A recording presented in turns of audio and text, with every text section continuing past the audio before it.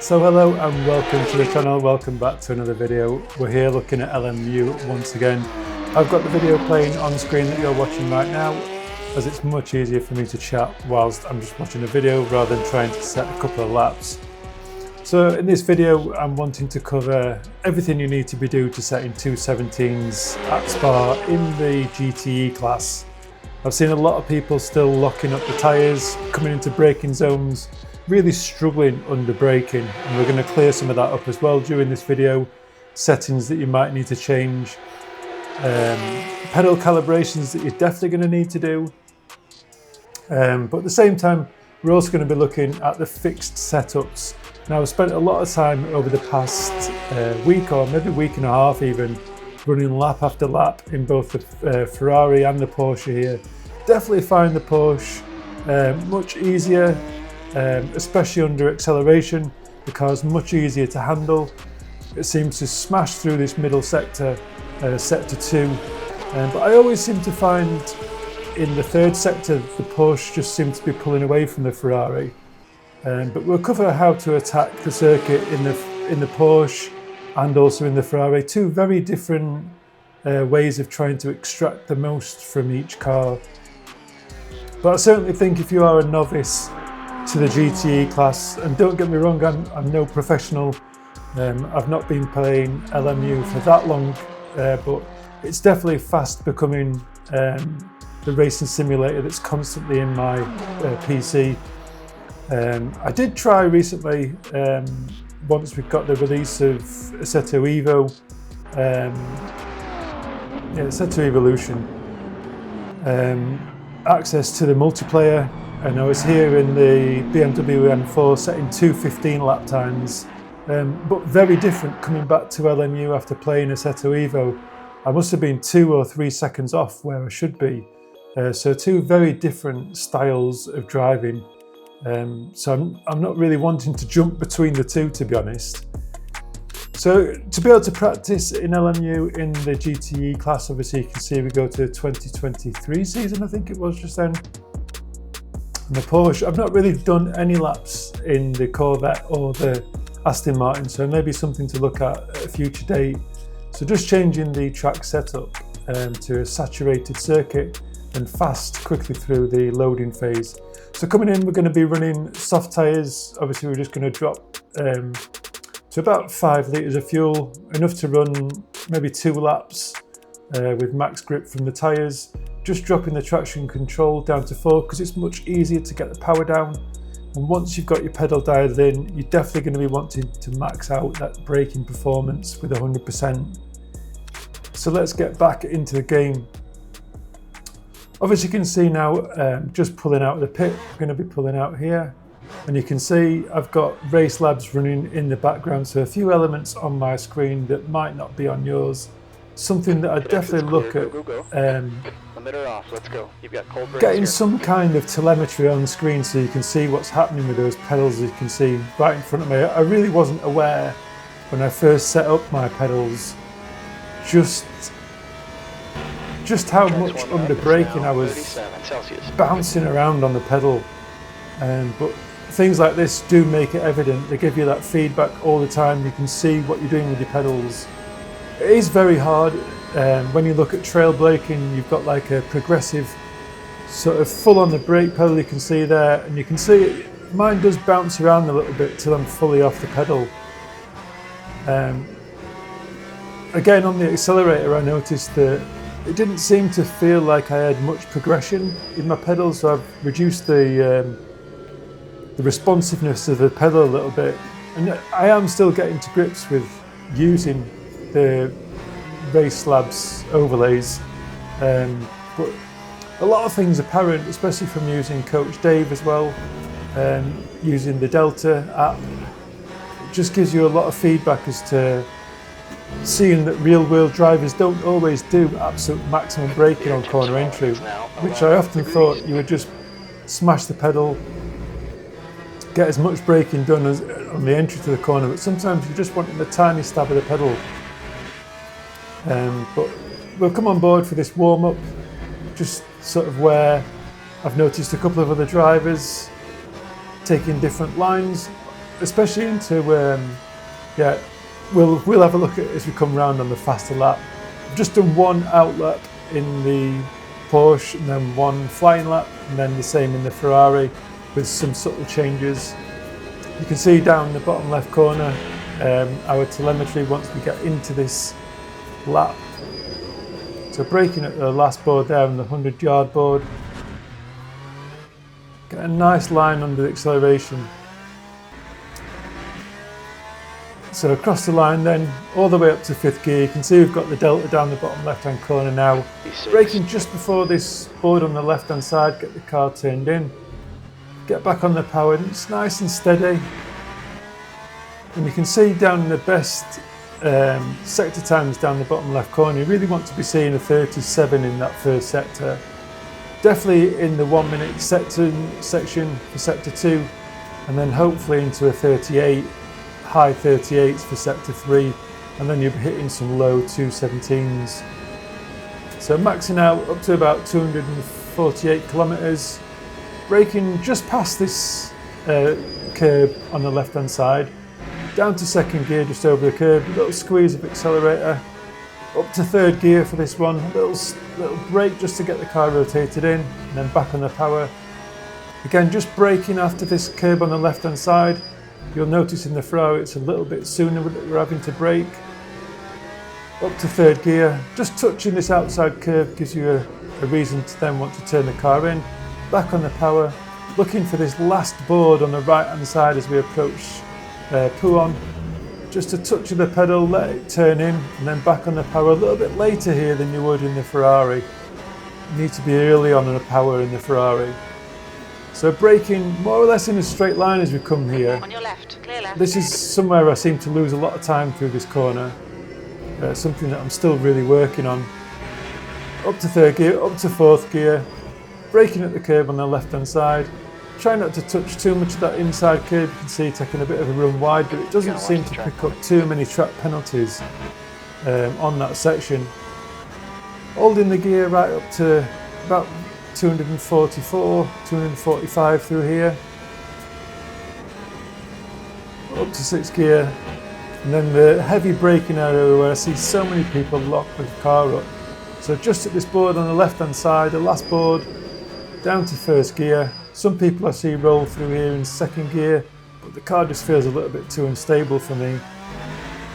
And then accelerating again across the line, no squirming around from the rear of the car. And I think you'll notice in the setup, I do actually drop the traction control. I think I'm running 4, 7, 8 on the traction control. So as we come into the garage, we look at the car setup. And obviously, as you can see, 52 on the brake pressure. And like I did mention, I did just drop that down to TC 7 on the cut. And again, making sure you've got max braking. We don't want to be messing around. Obviously, initially when you get into this, you might want to be running 80 on the brake pressure just to get used to it. It is very different to having ABS in the GT3 cars. Just looking over the sector times there, and we're straight into the Ferrari. Doesn't seem to be able to get 5 laps. But again, the Ferrari, I definitely recommend running more traction control. And again, 100% on the ABS. And for the rest of it, we're just looking at a fixed setup in this race. I do enjoy running the fixed setups, and I am having to run them at the moment. Being only new to the game, I have got just the GTEs and the GT3s available in fixed setup only. But I do think it brings much closer racing. It's more about driver skill than getting that perfect setup. So a few subtle differences in the way we attack the lap in the Ferrari as opposed to the Porsche. I'll run through those on this outlap as I was too busy talking about race labs in the last one. So on the approach to this section of corners, I always forget the name of this first section of corners. We're braking sort of on the line here really, at the curb. down to third gear. Don't really drop down to second as I did here. Try and hold third gear all the way through here. You can do an early shift up to fourth gear through there, but I tend to stick in third. Braking again at the curb, not as late as you can in the Ferrari, but just down to second gear. Again, yeah, this is very similar. Get on the brake a little bit earlier there, get the car rotated on exit. Again, we're braking just before this board, it's a fraction. Get the car turned in. You really need to be touching that inside curb. That's a bad example, just through there. But as soon as you're hitting the apex of the corner, you want to be back on the power. Braking at the curb on the left-hand side or a tiny bit before it, get the car turned in, really close to that inside right-hand side, and then accelerating out, using the curb on the left-hand side. Braking just at this curb again, down to third gear. Use all that runoff on the exit. Just changing mid-corner to fourth gear, and then just keeping the car accelerating. Early shifts in the Ferrari to maximise acceleration. You don't really hold on to the gear as much as you do in the Porsche. And braking just before this board, I think, or literally on the board on the left-hand side. Braking doesn't seem as good in the Ferrari. And then accelerating out. I have a really poor exit off here, but you really don't want to start your lap like that. So you'll see instantly on this lap, there is definitely more to come from this lap. The middle sector is much better than I anticipated. So obviously we're already a couple of tenths down really on this lap. Nice exit, beautiful exit. Obviously you can pick up, must have been a tenth and a half there. But we're already down in this lap in comparison to where we really should be. And running across this curb on the left hand side, try and cut it a little bit. It does give you a few tenths, and you could pick up a tenth, or thousandths really, but you could pick up a tenth just running across that curb on the run down to this first section. Braking just at the board on the left hand side, down to third gear, carry that momentum through the corner, stab of accelerator, get the car turned in. Once you're happy with it, stay on the power. Braking at the curb on the left hand side, down to second gear. You can run a little bit wide here, carries more acceleration on the exit. Up to third gear, touching that curb and knowing you need to turn in. Back on the power, using all the exit. Looking for this curb on the right hand side. Just before it, get the car turned in, back on the power straight away. Running a little bit wide there, to be honest. Needed to be tighter in on the line entry. Braking in a straight line really, get the car turned in, immediately on the power. Once you're happy, you can accelerate and you're not going to have to come off the power accelerating through there. Down to third gear, back on the power. Obviously with running quite a high traction control, we don't need to be fearing getting on the power. You can see there the middle sector. There's a nice middle sector, 1.6. It's probably the fastest middle sector I've done in a Ferrari. Would have been nice to have hooked up the first portion of the lap, to be honest. So down into final braking phase, another section I really am working on. Just getting instantly on the power as you come through here. And then gentle on the accelerator coming out of there. They're very unstable. Even so, we've got all that traction control, and I definitely recommend just using a.k.a. all the way through the traction control makeup. So looking at the live times, I was really happy with that middle sector. Not so much the last sector, should have been in 38s. And you'll see just dropping that brake bias just a little bit more rearward. And definitely recommend running 8 all the way through the traction control range. But no other changes, this is a fixed setup. There are small changes we can make. That's the end of the session, E6. So just looking then at these really important calibration settings. When you go into your brake pedal, I'm not going to do it myself here and now, but I'm just going to show you. Opening up the brake, stamp on that brake pedal as hard as you can press it, and then set your maximum.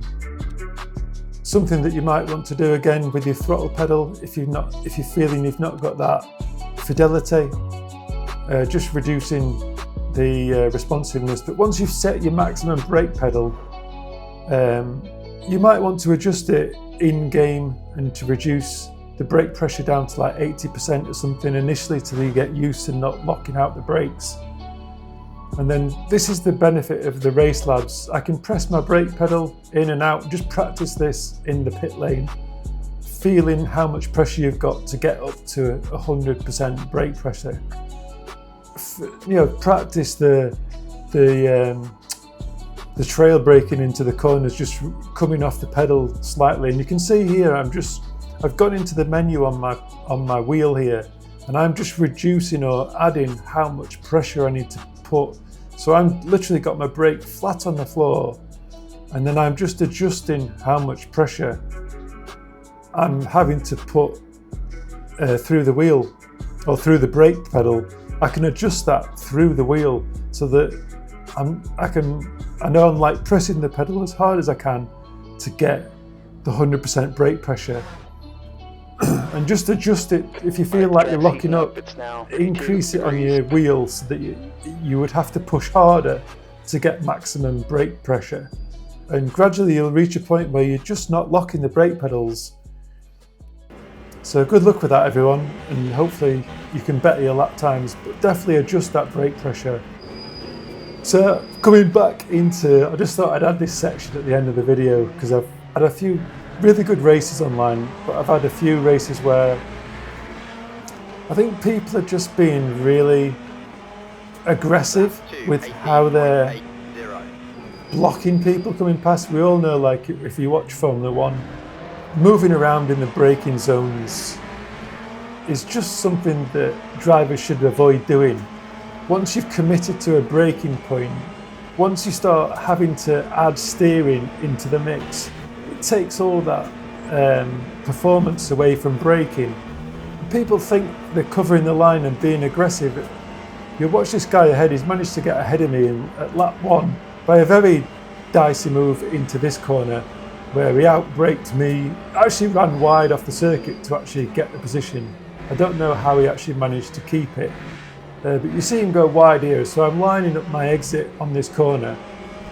I'm already on the power, I've got a nice exit, he's run wide, that makes it even worse. I've got him on the inside here, but he just covers the line so aggressively that it just feels like, because he's got the exit wrong, he covers off the position by just having to force me out onto the grass, really. And without me taking avoiding action, we'd have both been in the wall there. So coming through this section, it was a really short section of corners before the next incident, and we're looking ahead to the other two Ferraris having a little battle of their own as we come into this next series of corners. Already heavy on the brake, he's locked his brake up, we've got another car running wide off to the left hand side here. We're just picking up the Ferrari, just run off circuit. He's on the grass here, coming into this corner. We've got a lot going on, and I just take avoiding action here, which does cost me 2 places. Now I had an argument with this guy for coming back on the circuit after the race, and he said I should have just broke to avoid the incident. I just don't feel that was an option. Coming into this next one, again here, braking.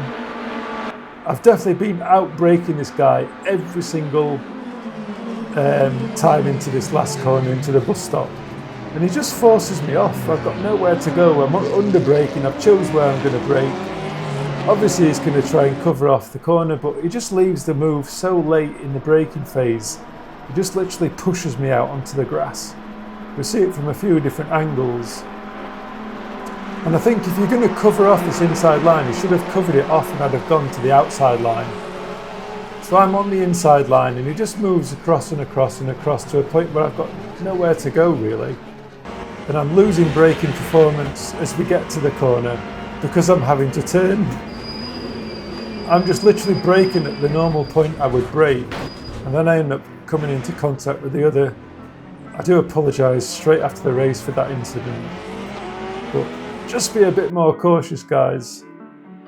Thanks for watching once again. As always, till next time, ciao for now.